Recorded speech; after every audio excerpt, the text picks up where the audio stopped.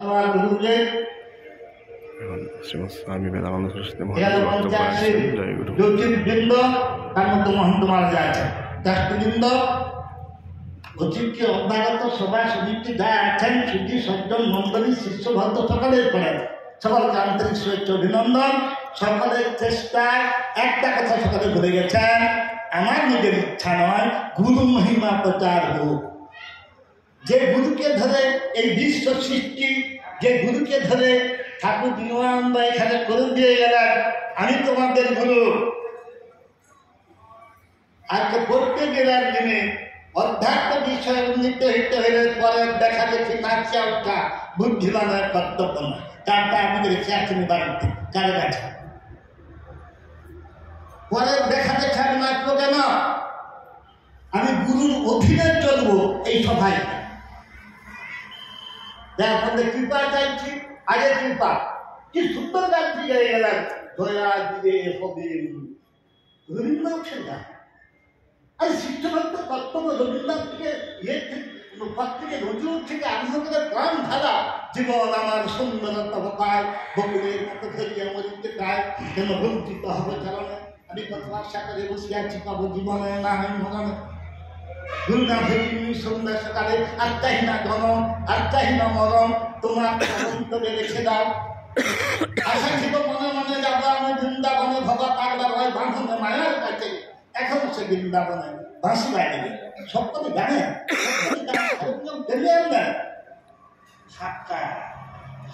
করুন নিজেকে এক চাকরি পাওয়া যায়। শিষ্যরা আছে, ছাত্ররা আছে, তাই বলছি যার সকালে ইচ্ছা আরম্ভ হোক। শিষ্য ভক্তের কর্তব্য, শিষ্য নাই ভক্ত সত্য চাঁদো কেন শিষ্য কাজে বলেছিলাম, শাসনে থাকেন শিষ্য, রেগুলার স্টুডেন্ট। ভক্ত কেউ বলতে ভক্ত নেই। একদিন সাথে ভক্ত সম্মিলন এখানে লেখা আছে, ওটা লেখা নেই।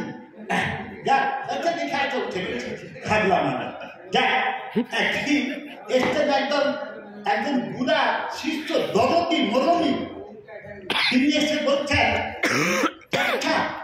কি যাকে ডাকছেন? আরেকজন মনমোহন দা। মনমোহন দা ঠাকুরের সমাধির কাছে আছেন। আপনি বললে আপনার তখন বলবেন মনমোহন দা তিনি ঠাকুরকে সমাধি দেওয়া হবে এই হারি শহরের টিভির স্বপ্ন দেখে বলেছিলেন।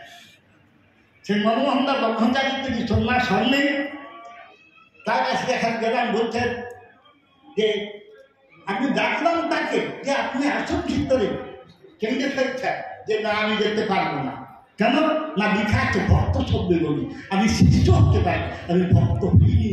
ভক্তকে ভগবানের যে রূপের মধ্যে, যে কোনো রূপের মধ্যে বহু রূপে সম্মুখে তব তুমি বহু রূপ তুমি রূপহীন তবতে নারী অন্তবিহীন। এগুলো আবার ভেবে এখানে একটা বিভক্ত করে আচ্ছা দাঁড়াবো। ভগবানের যে কোনো রূপের মধ্যে দুই তিন মনকে নির্দিষ্ট করেন, তার নাম ভক্ত। শঙ্করাচার্যের ভক্ত হলো স্বস্বরূপের অনুসন্ধান যিনি করেন, স্বস্বরূপের সান্মনিকা শক্তির নাম ভক্ত। আমি কে? কোথায় ছিলাম, কোথায় যাবো এই আমি যদি প্রশ্ন করি নিজের কাছে, কে আমি? খুব সব গান সিনেমা দেখেন না, আমি কে? প্রত্যেকে কোথায় যাবো এই স্বরূপের সম্মানে হলো সন্দেহের কর্ম। সন্দেহের কাজই হলো আমার স্বরূপকে জানা। অথচ আমরা সম্পর্কে বিরাট সম্মিলনী করছি, আজকে কেন চাকরি সত্যি এই হলো শিষ্য আর ভক্ত। এই শিষ্য ভক্ত দুজনে যে হে ধরছে, কচি কচি ভগবান করে আছে পায়ের তোড়াই গুরু, সব হে ধরে গুরু। গুরু তুমি প্রকৃত পালন পরম ঈশ্বর, তুমি মাতার মাতা, পিতার পিতা, পরমাণু সারাক্ষার। গুরু তুমি প্রকৃত পালন পরম ঈশ্বর। গুরু ভজনে নারে মন আমার, যখন দেখিবি সকল অন্ধকার। কোথা রবে তোরে ঘর বাড়ি, কোথা রবে সুন্দরী বাড়ি, কোথা রবে সুন্দরের বাহার। গুরু ভজনে নারে মন আমার, যখন দেখিবি সকল অন্ধকার। গুরু এই হতো গুরুর গান। শিষ্যের গান, শিষ্যের গান কি? দত্তক দিন বাঁচলে দত্ত কর্তৃপক্ষ বা জন্ম পূরণ হবে। প্রত্যেকটি মুহূর্তে সে গুরু পদে করবে চরণ ধরিতে। সে একটু রোগী কম বয়সের জন্য মারা গেছে, তার ভোগে রজনীকান্ত। তিনি বলছে চরণ দিবে না, পরানন্দ দিবে না, তাহার রাখিল ক্রমণ হবে। তবে কৃষ্ণ এই মধু ছাড়িয়া যাইব তোমার রসার মন্দনে। তার এই চাকুকান্তা মহারাজ যে কিছু ছাড়তে হবে, গুরু কাছে যাওয়ার জন্য এখন একটু ছাড়তে পারবে না, দেখলেই তো বলবেন যে আসে, তাই না? রজনীকান্ত সেখানে বলছেন তবে কৃষ্ণ এই মধু ছাড়িয়া যাইব তোমার রসার মন্দনে। রসার কালকে বলেছিলাম রাস মিলনের কথা, রস রসবৃক্ষ এখান থেকে উপনিষদ থেকে শান্তম সচ্চিদানন্দম। হ্যাঁ,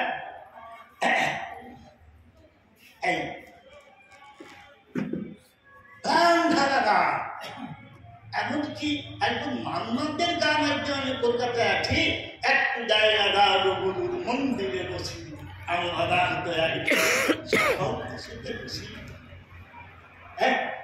শিষ্যের কর্তব্য, শিষ্যের কর্তব্য দেহমন প্রাণ যদি সমর্প বিচারে করি আদর্শ পালন জায়গাকে প্রাণ হয়ে ভগবান গুরু তো ভগবান বলে কর্তা হয়, গুরু করতে করতে ভগবান করে গুরু সমস্ত বিশ্বের চেতন করে চরমন্ত মন্দিত করতে করতে বিশ্বের দেবী ইনফিনিটি যাকে কোনো রকম পাত্তা পাওয়া যায় না, শুধু একটা বিন্দু অবস্থায় গুরু শিষ্য। শিষ্যের কর্তব্য কি? গুরুর কর্তব্য কি? গুরুর কর্তব্য হলো তিনি শিষ্যকে প্রাণাধিক ভালোবাসেন। কেন না তিনি চেষ্টা করতে হয়নি। কেন চেষ্টা করলাম? আপনারা নিশ্চয়ই বাইরে যে যোগ বিজ্ঞান করছেন অহং বহুস্থান প্রজায় একেবারে প্রজায় সৃষ্টি করলেন। ব্রহ্মা বিষ্ণু মহেশ্বর থেকে আজকে হয়ে গেল ৩৩ কোটি, সব মরা। আপনারা যাকে ভজনা করছেন হরে কৃষ্ণ সব এইখানে সব অনাহতের মধ্যে ৩৩ কোটি দেবতা দেবী সব মরা। আশ্চর্য। জীবিতকে এক গুরু, কাজে যদি মুক্তি মোক্ষ পাওয়া যায় একমাত্র গুরুর চরণ করে আসতে হবে। সচ্চিদানন্দ বুঝছিল যখন রজনীকান্ত চলে যাচ্ছে, নাম পূজার পরে উঁচায় কোথায় যাচ্ছ? মা ভিক্ষা করতে যাচ্ছি, পেটে খিদার জন্য 12টা হয়ে গেল। সারা বাঙালি মুসলিম সারা ভিক্ষা করতে যাবে, সারা কে তোমাকে ভিক্ষা দেবে? আমি ছাড়া মানুষ ছাড়া কি নাম না? তারপরে রজনীকান্ত এসে বলছে প্রভু কত জান হয়ে আমি একটা গল্প বলবো, সব পড়াশোনা থেকে বলবো। একটা পরীক্ষা, মাধ্যমিক পরীক্ষা কার আরম্ভ হয়েছে, একটা পরীক্ষা। আপনারা বসে আছেন এখানে, কি বলছেন নিজেরা? তারপরে মন্ত্রদান হয়ে বলছেন প্রভু যদি দীক্ষা যদি দীক্ষা দিতে হয় আমাকে সন্ন্যাস দীক্ষা দেয়। ঠিক আছে, এছাড়া ব্রহ্মানন্দ আর একজনের নাম কি লোকনা, এই দুজন কালকে তুমি ব্যবস্থা কর, এছাড়া বাগানের মিছিল করে কালকে সন্ন্যাস কে দীক্ষা দিলে বলে গেলাম তো সদাগর নিজের তারা। হ্যাঁ, ঘুরে ভিক্ষা বলেছিলেন। মুষ্টি ভিক্ষার কথা বলা হচ্ছিল। এক মুষ্টি ভিক্ষায় 5টি দিন শেষ হয়ে যাবে। এক মুঠা গুরুর নামে তুলে আনতে আগে গুরুকে দিতে হয়, যার তাদের শুধু গুরুকে সব বাক্যে গুরুদেব ব্রহ্ম তস্মৈ শ্রী গুরুরে নমঃ। গুরু ব্রহ্মা নয়, গুরু বিষ্ণু নয়, গুরু মহেশ্বর নয়। মহেশ্বর এখানে বলা, ব্রহ্মা বলা গুরু বিষ্ণু নয়, বিষ্ণু সত্যগুণের দেবতা, তার উপরে আছেন গুরুদেব পরব্রহ্ম। ওঙ্কার চলে গেছে সেখানে বাম দিকে।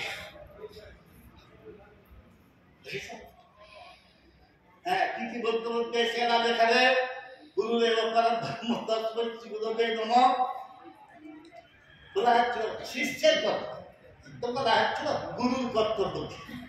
গুরুর কর্তব্য কিন্তু যখন সৃষ্টি করেছেন, রবীন্দ্রনাথ বলছেন আপনি প্রভু সৃষ্টি বাঁধন করে মধা সবার কাছে। আপনি তো নিজেই সৃষ্টি করে তৎসৃষ্ট তদনুপ্রাণ। আপনি সৃষ্টি করে প্রত্যেকের অন্তঃকরণ হৃৎপিণ্ডের মধ্যে আমি লুকিয়ে আছেন, আমার হিয়ার মাঝে লুকিয়েছিল দেখতে আমি পাইনি তোমায়। যদি পারতেন আমি সঙ্গীত তো নয়, তো এখানে জিজ্ঞেস করেন রাখতে পারে, তো এখানে লুকিয়ে আছে অতি সূক্ষ্ম একটা চুলের কচি ভাগের এক ভাগ। তিনি বেরিয়ে গেলেই হচ্ছে তুমি বল বল। তাই তিনি সবচেয়ে ভালোবাসেন শিষ্যকে, ভক্তকে, তার নিজের অপেক্ষা। আর গুরু শিষ্যের সম্বন্ধ নিকট থেকে বিপত্তর সম্বন্ধ ছেদা যায় না, ছিটে দিলেই কোটি কোটি পা। গুরু কাজে তিনি নেমে আসেন, গুরু করুণায় নামেন, শিষ্য ভক্ত সাধনায় উঠে।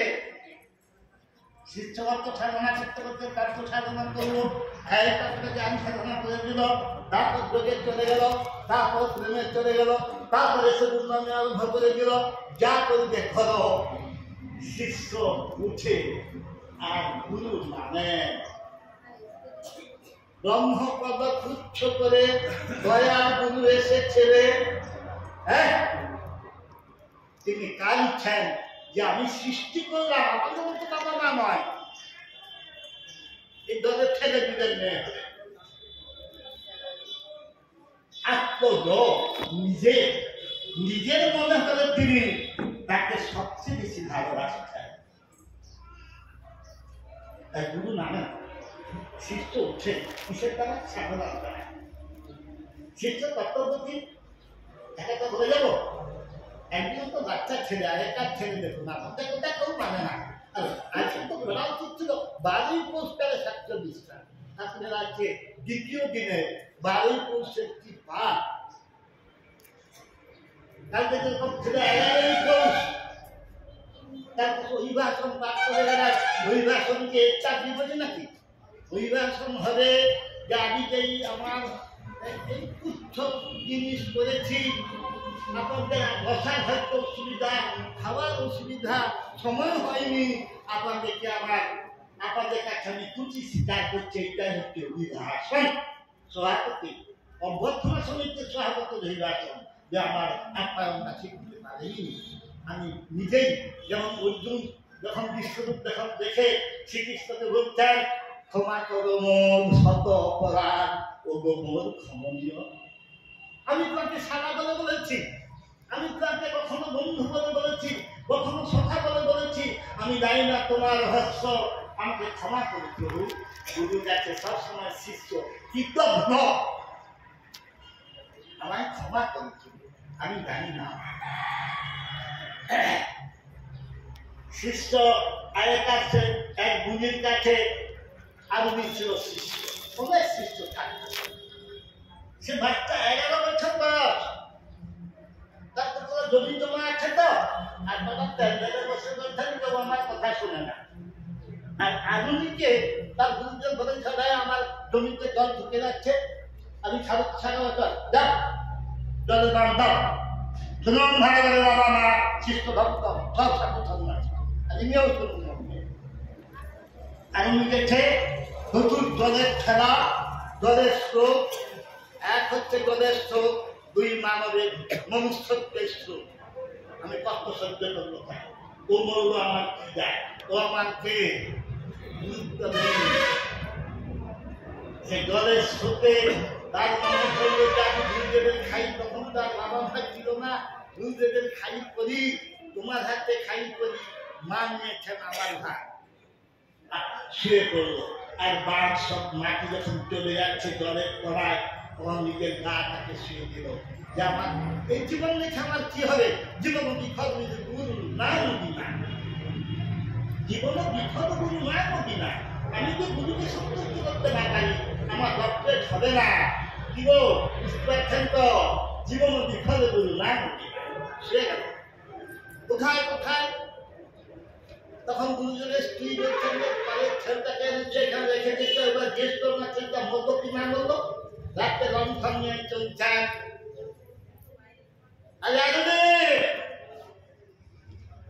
আমি শুয়ে আছি এখানে না কোথায় রে এসে দেখলেন অদ্ভুত ব্যাপার যেগুলা কঠিন একজন কেউ করতে পারে না। সে শুয়ে গেছে বলছে আমি মাকে রাখতে পারিনি জলকে সামলাতে তাই আমি আমার তুচ্ছ জীবনটাকে আমরা পায়ে তোরাই দিয়ে গেলাম। সেখান থেকে তার হয়ে গেল ব্রহ্ম জ্ঞান পরম আর কি চুটকি তো হ্যাঁ বদুল বাহন তার নাম আছে বদুলের ছেলে যখন যুদ্ধ চলছে চলছে নি তবু বে 18 দিন শ্রীকৃষ্ণ বলেছেন আমি 18 দিন যুদ্ধ করবো এবং প্রাণী দেখে একবারে ভালো করে দেখে নিয়েছেন মানে কার্তিক মাসের পঞ্চকে শুক্লা একাদশী 6টা 13 মিনিটে আরম্ভ হবে ঈশা কিছু চারটা সব করে দেখে নিয়েছেন আপনারা বাংলা সাহিত্য কার্তিক মাসে শুক্লপক্ষে শুক্লা একাদশী 6টা 13 মিনিটে ধর্মক্ষেত্রে কুরুক্ষেত্রে সমবেতা মহেন্দ্র যদি আরম্ভ হচ্ছে কি যুদ্ধ ধর্মযুদ্ধ বাকিকে রাখবো না আর তাকে রাখবো ধারীকে রাখবো এই বলে বলে কালাম আছেন এই শুনে আরম্ভ হয়ে গেল বদুল বাহন করছেন বদুলের ছেলে তো তাই শ্রীকৃষ্ণ আবার ওদের বেশি মনির চুরি করে খেয়ে খেয়ে 18 দিন যুদ্ধ করল। আমি 3 দিনে 3টা বান মারবো সবগুলাকে শেষ করতে চলে যাবো চাকরি করবে কায়াটা সে ঠিক করে বসে আছে। আর এই দেখে সে পক্ষে দুর্যোধন থেকে আরম্ভ করে সব এসছে এ ভাইপো তুমি তার ভাইপো তো আমাদের সঙ্গে দাঁড়িয়ে করছে আমি চিন্তা করবো নকুল সহকার দেখা দিল টিকা লাগলো বুঝাই হ্যাঁ কিচ্ছু হবে না চুপ চুপ বাস আজা বাজা কোথায় যাবে শীতপদ্ম তাকে জানার দরকার নেই অর্জুন তার ছেলেকে কি করে ডাকবে আর ভীমা দাদা না বললে হবে না দাদা সত্য সে কাউকে ডাকতে দিবে না শুধু ডাকতে দিলে শ্রীকৃষ্ণ আবার বাজাও তোমার বাণিজ্য দণ্ড সুদর্শন ধানী এসো এসো ঋষিকেশ ধরা কালকে হবে সাধারণ সভায় বুঝবেন না প্রায় বুঝাই চুপ করে বসে আছে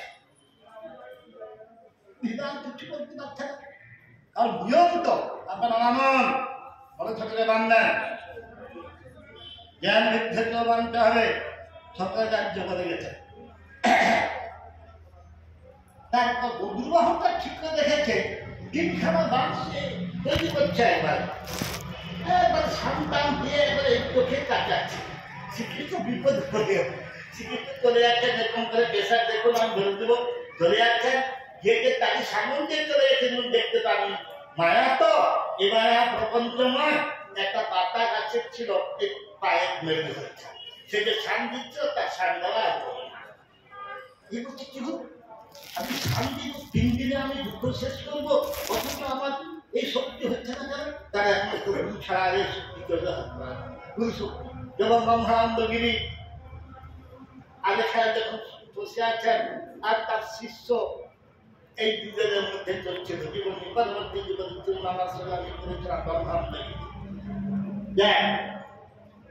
তারপর সে ডাক্তার দিল দেখছি শ্রীকৃষ্ণ চলে যাচ্ছে ঘুরে এসে প্রণাম করলো বুঝলেন জানেন না আমি অর্জুনের ছেলে অর্জুন বাহন তুমি অর্জুনের ছেলে হ্যাঁ আমি আপনার শিষ্য তুমি কি করে শিষ্য হবে আমি তো দীক্ষা দিই সে বলতে পারছেন ছোট বাংলা প্যান্ডেলে দিয়েছিল না দীক্ষা দীক্ষা মনে নেই বলছে আমি আপনাকে গুরু বলে স্বীকার করি না ঠিক স্বীকার করো ঠিক আছে তুমি খান দিলে আপনি যা চাইবেন আমি তাই দেবো আমি কি চাই আমি তাই দিব তারপর মাথাটা আমাকে দিয়ে রাখতে মানে নিজের হাতে মাথা করতে আপনার হাতে দেব একটা সত্য। কি সত্য তোমার? মানে 8 দিন যে আপনি কি যুদ্ধ করবেন আমি দেখব নিজের চোখে, নয়ন মেলে দেখবে শুনছে কথা। তোমার কাটা মাথায় জীবিত থাকবে, তুমি দেখবে তোমার ইচ্ছা পূরণ হবে। আমি বলে গেলাম বাঞ্ছা কত করতে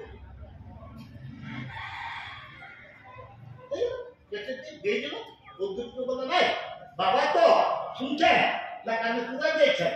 বাবা তো বলতাম ওই যাই কাজ করতো নাকি সখা না, ওই যে পাহাড়টা দেখা যাচ্ছে না, ধান মাপা হয় তিনখানাতে থাকে, তিনখানা লোহার রড মানে বাস, ওই উপরে রেখে দেওয়া মাথা, মাথা রেখে দেওয়া হলো। মাথা সুন্দরভাবে আরামে হাসছে। আসলে যুদ্ধ শেষ হয়ে গেল, এক একজন করে আসছে। আগে এলো অর্জুন, বলছে আরে বাবা যে বেশি মারবো বলবে কথা বলে কিন্তু বকুবাহন একবারে ঠিক আছে বললো, আরে ভাই কো কে বার দেবে? আমি না, এক একজন জিজ্ঞেস করে যাচ্ছেন, কিছু কাউকে বলেন। কিছুদিন পরে একটি মুনি, বৃদ্ধ মুনি এসে জিজ্ঞেস করছেন, আরে বন্ধুবাহন তোর পক্ষে তো এত মানে ভাগ্যবান কেউ নেই, তুমি সব দেখলে সব চিনলে, নিজের মাথাটা দিয়ে তুমি থাকলে। কাদম্বরী মরিয়া প্রণাম করিল, সে মরে নাহি, বঙ্কিমচন্দ্রের বইতে লেখা আছে। কাদম্বরী মরিয়া প্রমাণ করিল, সে মরে নাহি। বন্ধুবাহন মরিয়া প্রমাণ করছে যে মুনিবর আপনি একমাত্র মানে বিজ্ঞ মুনি আর সত্যিকারের সাধু। এতক্ষণ কেউ জিজ্ঞেস করবে এতদিন ধরে কে মারলো বেশি, আমি না বোঝান অহংকার না। আপনি শুধু বলেছেন কি দেখলাম, কি দেখলাম বলবো। আমি দেখলাম একটা চক্র ঘুরে যাচ্ছে, সেই চক্র ঘুরে গিয়ে যখন এটাই আগে অর্জুনের বান করে লাগে, সেই চক্র ঘুরে যায়, আগে লেগে যায়, তারপরে সে ভীমার ভদা লাগে। আমি এই দেখলাম, আমি এই দেখেছি মুনিবার, আর তুমি ভাগ্যবান, দুজনে জড়িয়ে কাঁদছে। চক্রভাব পরিবর্তনকে সুখানিত দুঃখানিত। এখানে ছেলেকে আমি প্রাণকে ধরলে হচ্ছি, গন্ধাকে ধরলে হচ্ছি, আর যেখানে ধরলে হচ্ছি কি হবে? পুংসান বুদ্ধি করো মানুষ থেকে সমাধান তৈরি করুন, আর বলবো না বিজ্ঞান। শিষ্যের কাজ যা বলবে গুরু তার প্রধানত। ঠাকুর তো সারা ভারত বাঙালি সব শুনেছেন। শিষ্যের জীবন বলছে মনুষ্যত্ব জীবত্ব ব্যক্তিত্ব বিসর্জন করবে, সেইখানে পাওয়া যায় প্রেমস্য ভক্ত রাগতি।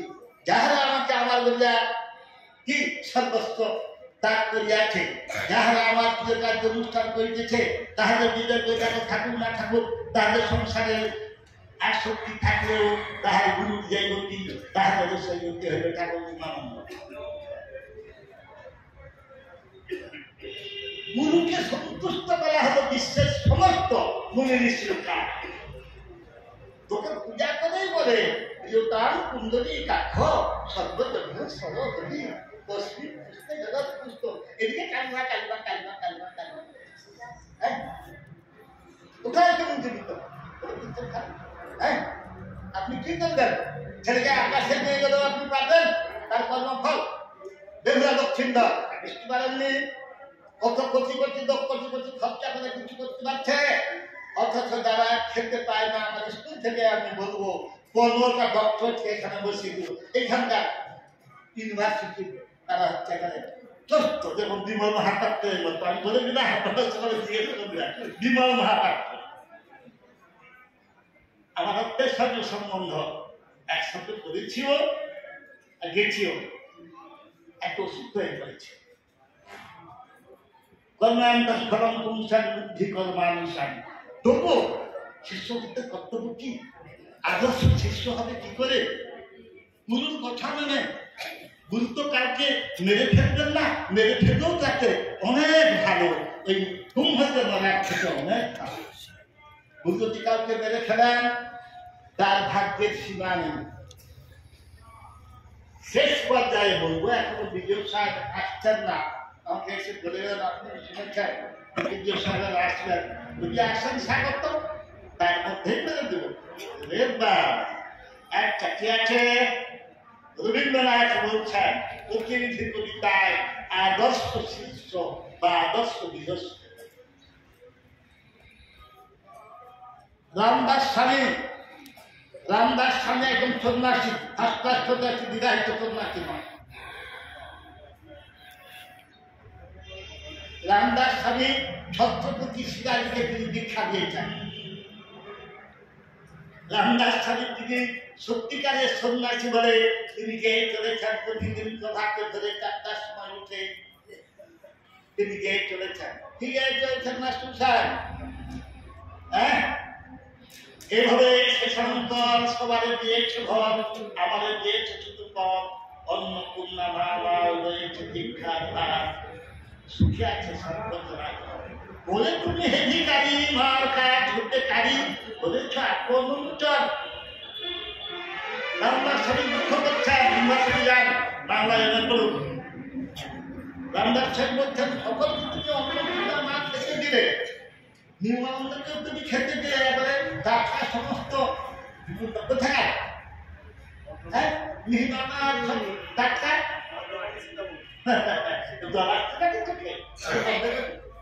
চোখে জড়াইলে হবে না, জিভে জড়াইলেও হবে।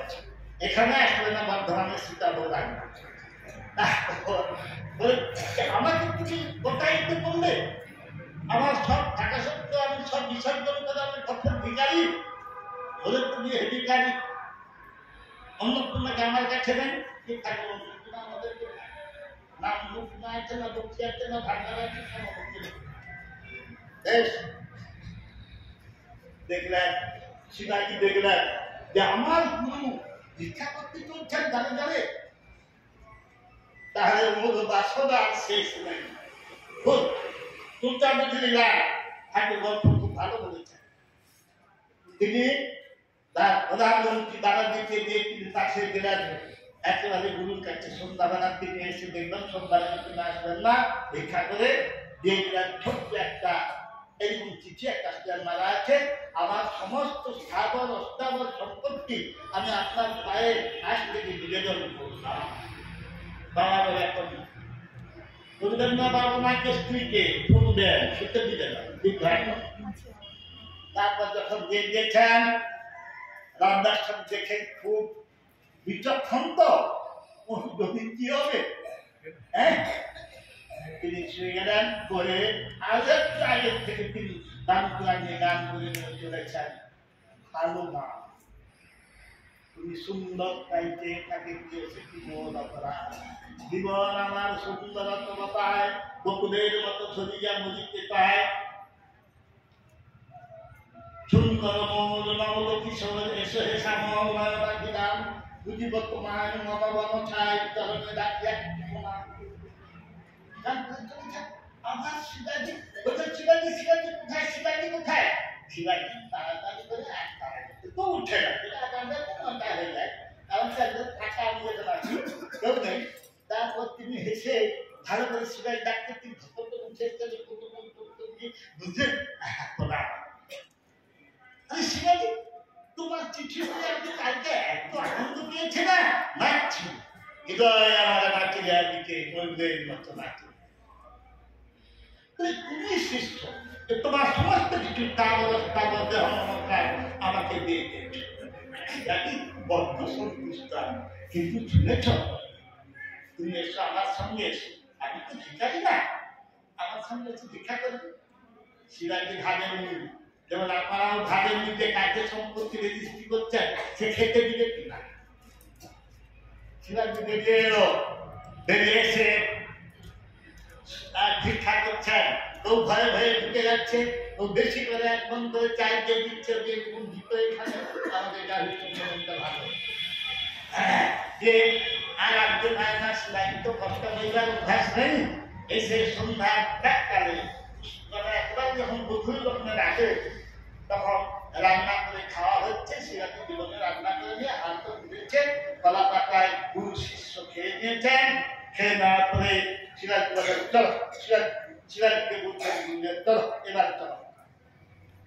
শিবা ছত্রপতি শিবাজীর সিংহাসন ময়ূর সিংহাসন এসে সিংহাসন পড়ে আছে কোথায় সে সিংহাসন কোথায় পড়ে আছে শিবাজী আর রামদাস স্বামী সকালে থাকছে এবার রামদাস স্বামী বসে হ্যাঁ গান বলছে এ মালা কাঁদার মালা ফুলের মালা নয় হ্যাঁ দেখেছেন চেয়ারে বসে খাই দেখ আর আমি রাইট করছি আমি যে right in the head who has the crime যার মাথায় তো বোধ থাকে না চুলা সে তার থেকে দুঃখী কেউ নাই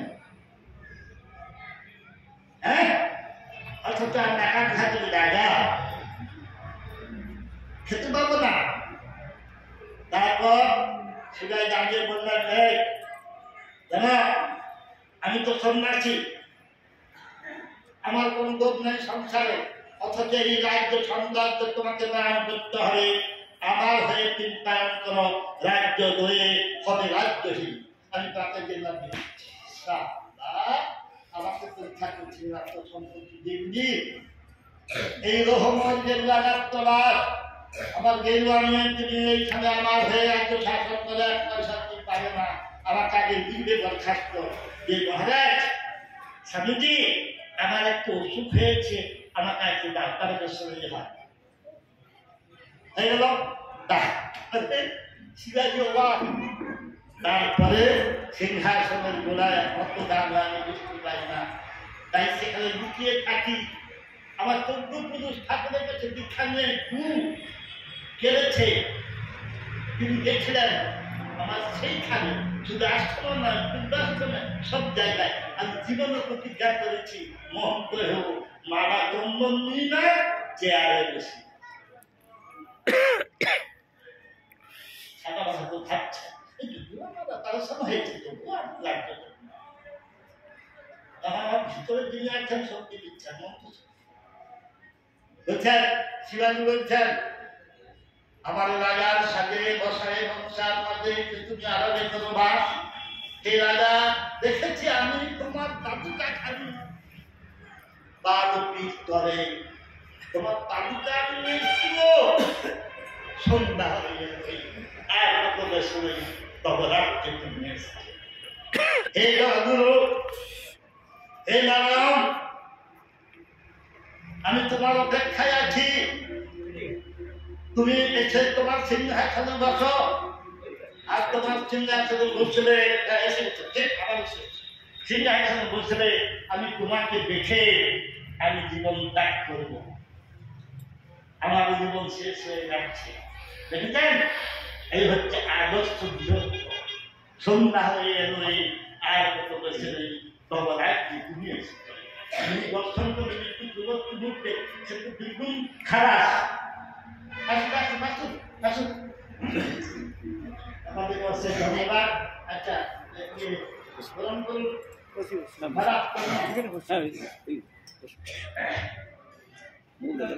বিমলদা আপনি নামগুলা ঘোষণা করে দেন হ্যাঁ বিমলদা করে দিলেন মঙ্গল ঘরে বাকি